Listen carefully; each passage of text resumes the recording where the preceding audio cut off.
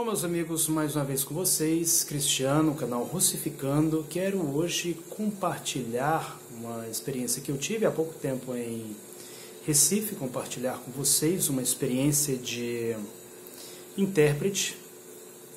Diga-se de passagem, um desafio antes de qualquer coisa, mas vou compartilhar com vocês depois que vocês derem um joinha, depois que vocês derem uma curtida no meu vídeo, que é uma experiência, inclusive, de grande utilidade para aqueles que pretendem algum dia atuar na área de tradução e principalmente de interpretação, uma área com a qual eu já tenho experiência há mais de 10 anos, mas que nos últimos anos, principalmente por razões profissionais, tenho procurado me aperfeiçoar o máximo possível e, claro, melhorar a minha qualidade enquanto intérprete.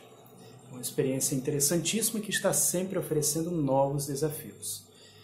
Então, como que se deu essa experiência? Essa experiência se deu a partir do momento em que eu concordei com um trabalho em Recife, lembrando que eu não moro em Recife, mas fui até lá exatamente com o objetivo de cumprir essa tarefa que me foi atribuída, que foi exatamente a de interpretar frases do russo para o português e, por sua vez, também do português para o russo, em um grande evento de palco, diga-se de passagem, que se deu na Urbis de Recife e de Olinda.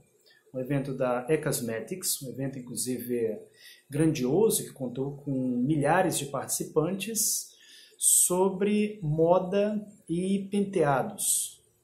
Moda e penteados contou com participantes da Moldávia, Uzbequistão, com participantes também do Azerbaijão, ou seja, ali do espaço pós-soviético, digamos assim. Todos os participantes já haviam morado na Rússia e eram conhecidos internacionalmente pela sua arte. Eles conseguiam fazer uma coisa que, pelo menos em mim, não dá para fazer, né? Que é penteado.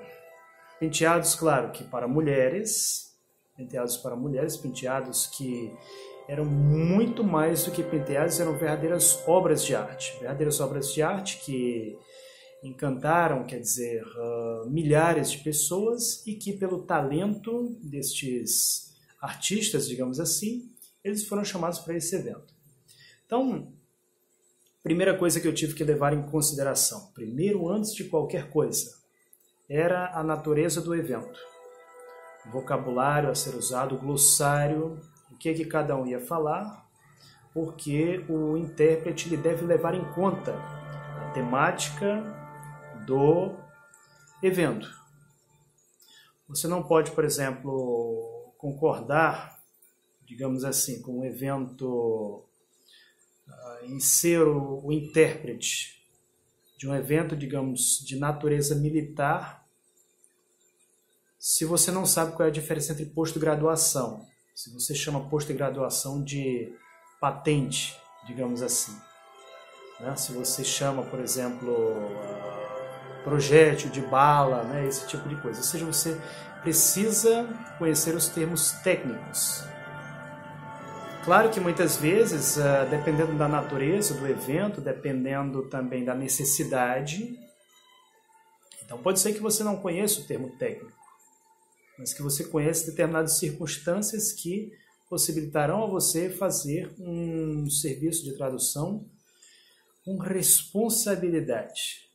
E é nessa ocasião que você deve ter a humildade para perguntar, por exemplo, sobre o glossário, tanto na língua estrangeira quanto em português, preferencialmente em português, na língua do contratante, digamos assim.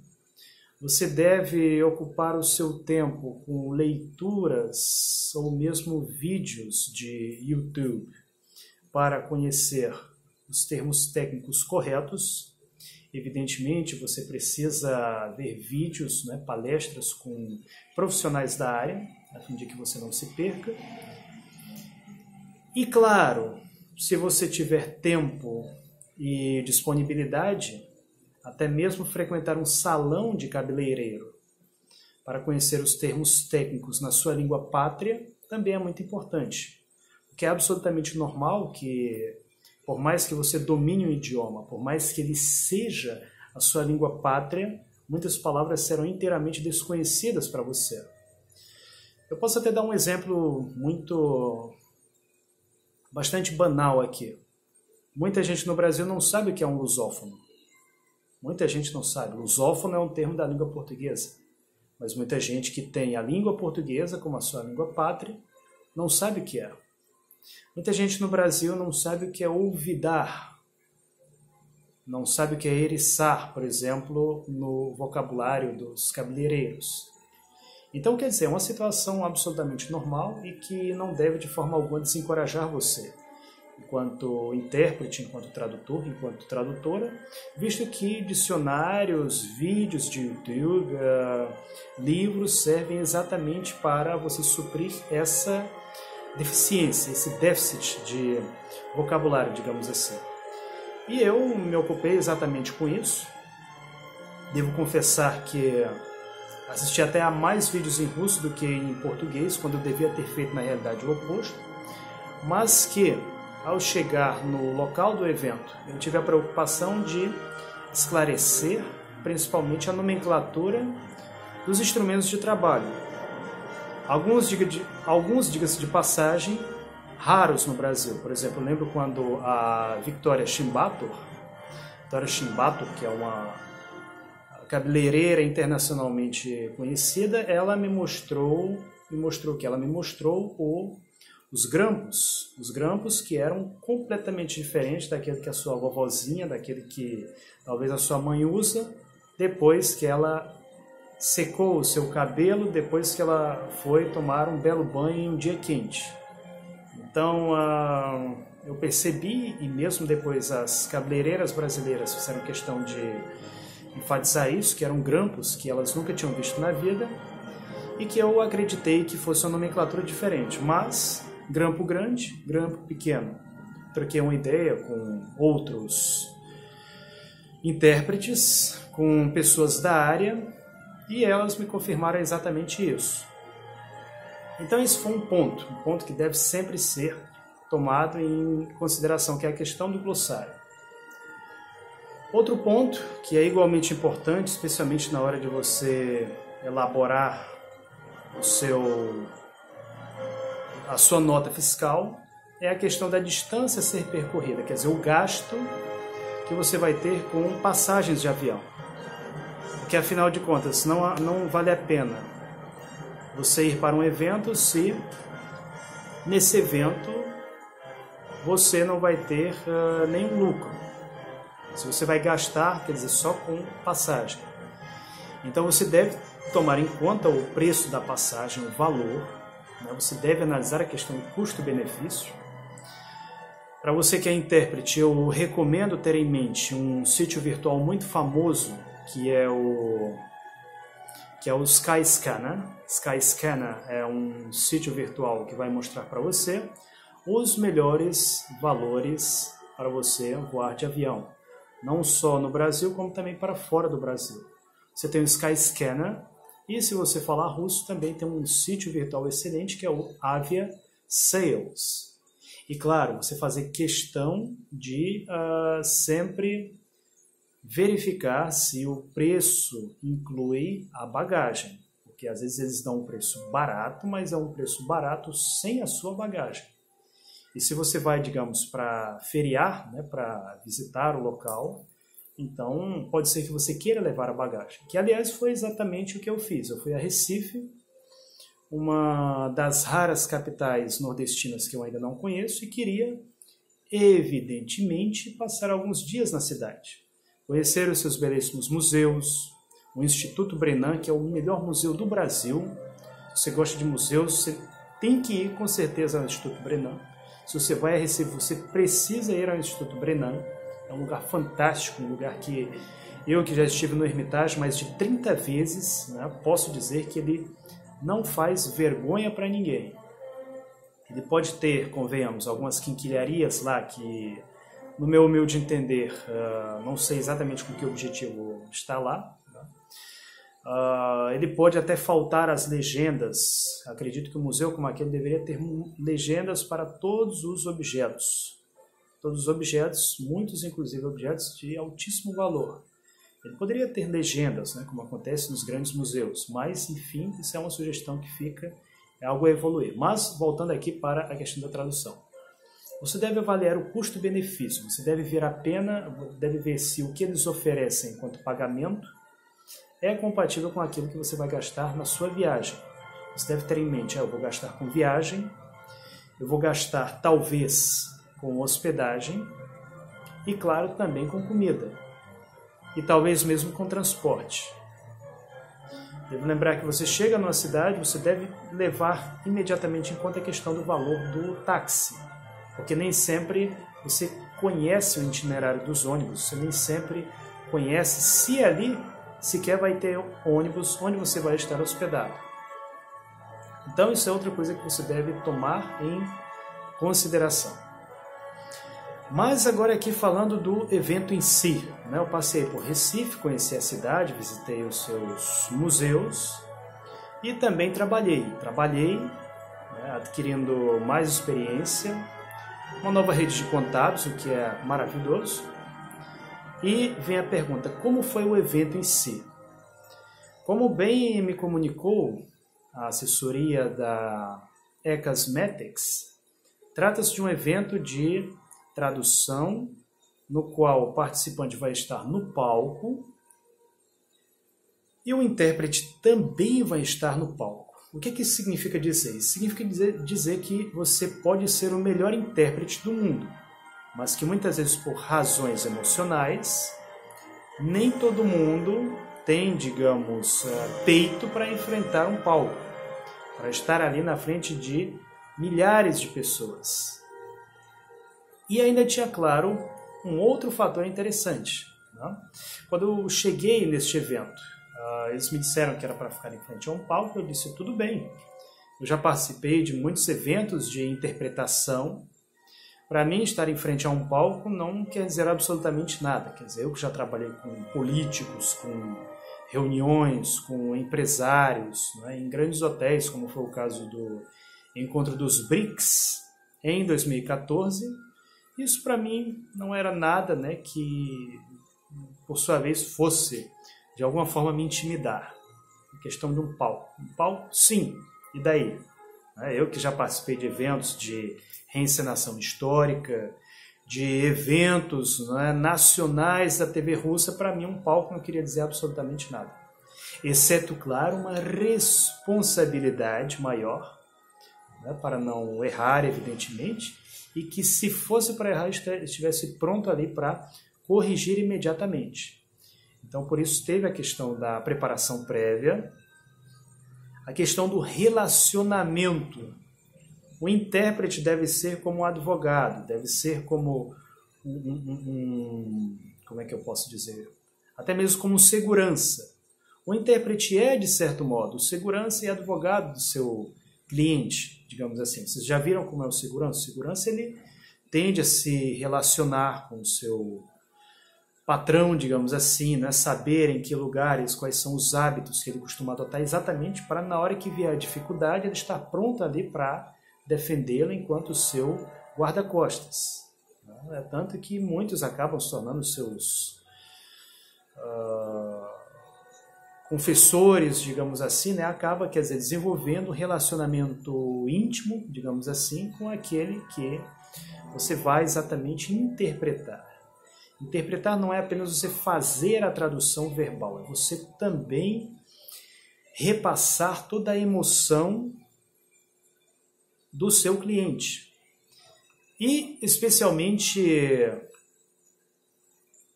no momento, digamos, de maior tensão emocional, como é o caso de um palco, você precisa estar pronto para isso. No início, a dificuldade que eu tive foi o quê? Eu tinha um padrão a seguir. Por exemplo, quando eu perguntei a eles qual é o uniforme, qual é o traje a ser utilizado. Não, o traje é um traje preto. Para mim não foi nenhum problema. Peguei o meu paletó preto, uma gravata de cor escura e, para mim, não houve problema com relação a essa questão do traje. Lembrando que isso também é muito importante, senhores. A seriedade do momento, A sua natureza exige que você vá com um figurino adequado, um figurino que corresponda àquela situação. E claro, aí veio o momento principal, né? Eu conversei tanto com a Vitória Skimbator, ou como dizem, né, com a Vitória Shimbator. Conversei também com o Faridun, esclareci os momentos mais importantes, esclareci como é que seria a natureza do discurso deles, como é que eu iria fazer. Isso também é muito importante, por quê? Porque às vezes acontece de você ter um cliente que gosta de soltar longas sentenças, né, exatamente para não perder de vista o raciocínio. Enquanto que há aqueles que sabem que aquilo ali vai ser traduzido, vai ser interpretado, então eles precisam, quer dizer, basicamente formular uma sentença curta para que saia com maior exatidão. Mas aí, por ele ser interrompido constantemente, pode acontecer o que? Dele perder o raciocínio. Então, quer dizer, isso são detalhes do trabalho que você precisa esclarecer. Mas qual foi a grande dificuldade para mim neste evento? A dificuldade consistiu no fato de que eu, acostumado a traduzir reuniões de empresários, de políticos, né, de um caráter, digamos, de maior seriedade, estava muito preocupado em traduzir com exatidão a situação, mesmo com o meu cliente dizendo que queria que eu passasse exatamente a mesma emoção, e que até mesmo, se possível, repetisse os gestos. Eu, tendo ciência disso, fiz questão de que o pessoal da E-Cosmetics instalasse em mim um microfone daquele que fica, quer dizer, em volta da sua cabeça. Eu não gosto daquele microfone que você fica segurando, né? Porque muitas vezes até a sua tensão você acaba segurando o microfone com mais força, digamos assim, né? Às vezes você não sabe exatamente como empregá-lo, enquanto que você tendo o microfone em volta, né, aqui, você tendo ele diretamente na sua boca, você pode deixar as suas mãos livres para gesticular, assim passando uma maior sensação de segurança, tanto para você mesmo, quanto também para a plateia. E aí veio o momento principal. Muitas vezes, quando ele estava lá fazendo os penteados, convenhamos que você fazer um penteado em alguém é um momento, a princípio, relaxante. Se você assistir, por exemplo, a vídeos de penteados, né, de alisamento de cabelo, a tendência é o quê? A tendência é que você vai relaxar e talvez até mesmo dormir. É tanto que há vídeos, por exemplo, de ASMR, nos quais uma mulher, por exemplo, alisa ou penteia o cabelo da outra, né, e pessoas dormem vendo esse tipo de vídeo. Então, exatamente para que isso não acontecesse, os palestrantes eles contavam muitas piadas, e piada é uma coisa que varia muito de acordo com as peculiaridades de cada país, né, com o seu Dasein, né, com a sua mentalidade. Então, o que pode ser engraçado, por exemplo, num país, né, muito engraçado até, pode ser que em outro país não seja tão engraçado. Pode ser que uma frase que tem efeito num determinado país não tenha o mesmo efeito no outro país devido a diferenças até mesmo geográficas. Por exemplo, teve um momento lá em que o palestrante ele falou da questão do frio. Eu, percebendo que o objetivo ali era exatamente fazer com que a plateia risse, então eu acabei adicionando, né, dando, digamos, um tempero a mais na interpretação. Daí eu expliquei, né, eu acabei trazendo, né, no meu país tudo é tão frio que você não precisa nem usar a geladeira durante o inverno. E aí veio a reação esperada do público, que foi a risada. Ele não tinha dito exatamente isso na língua dele, que era o russo, que é o russo. Mas eu adicionei de modo que a afirmação dele, quer dizer, tivesse ali uma recepção fácil, né, e compreensível para aquela plateia, atingindo o efeito esperado. Esse é um recurso que muitos intérpretes e tradutores empregam e que você deve saber usá-lo, claro, de forma responsável. Eu, aliás, tive essa grande preocupação no evento, por quê? Porque sempre o meu receio era o quê? Era eu, de repente, copiar alguma reação, digamos assim, dos meus clientes, e de repente o pessoal os organizadores do evento dissessem assim para mim: Cristiano, nós contratamos você aqui para ser o intérprete e não para ser o animador. Mas que acabou sendo exatamente o contrário. Eu fui muito elogiado, inclusive no meu Instagram, né, que é o Russificando. Felizmente recebi muitos elogios, tanto de pessoas da empresa, quanto também de contratados que participaram do evento, né, rasgaram elogios à qualidade da minha tradução. Disseram que sem mim teria sido difícil imaginar o evento. Inclusive se queixaram do trabalho de outros intérpretes. O próprio Faridun mencionou que quando ele estava na Itália, ele teve um intérprete, mas que infelizmente a interpretação foi terrível, né? Foi uma interpretação que deixou muita coisa a desejar, e ele também elogiou muito o meu trabalho, disse que quando ele viesse novamente ao Brasil, faria questão de que eu fosse o intérprete dele, né? O que deixa claro qualquer intérprete lisonjeado e motivado para elevar a qualidade do seu trabalho. A minha primeira interpretação, que foi com Faridun, eu confesso que foi ainda um pouco tensa, né? Porque, como eu disse para vocês, a questão do costume de traduzir eventos, digamos, mais sérios, né? Digamos assim, não que esse evento não fosse sério, mas, digamos, mais sérios no sentido de serem mais sisudos, reuniões empresariais, de políticos, estava agora reunido com o meu cliente para traduzir um evento, cujo objetivo era não apenas mostrar como fazer um penteado, mas também saber prender a atenção da plateia, né? E prender a atenção da plateia é uma coisa que você precisa de um vocabulário bonito, de piadas, de ações que, por sua vez, correspondam aos anseios da plateia, né? E possa mantê-la, digamos, atenta. É uma capacidade que eu, infelizmente, ainda sou muito fraco, né, nesse tipo de habilidade. Tem pessoas que fazem isso de forma genial em seus vídeos do YouTube. Não sei nem se alguém aqui conseguiu chegar até o final, né? Se você chegou até o final deste vídeo, deixe o seu comentário, por favor.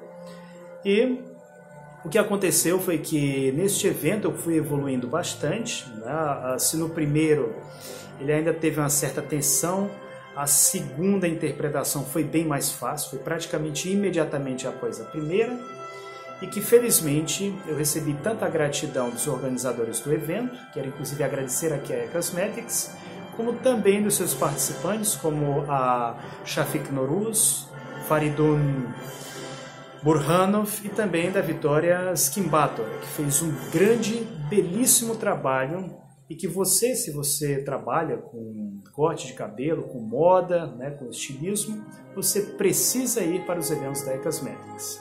E que se você é intérprete e quer compartilhar a sua experiência, por favor, faça nos comentários.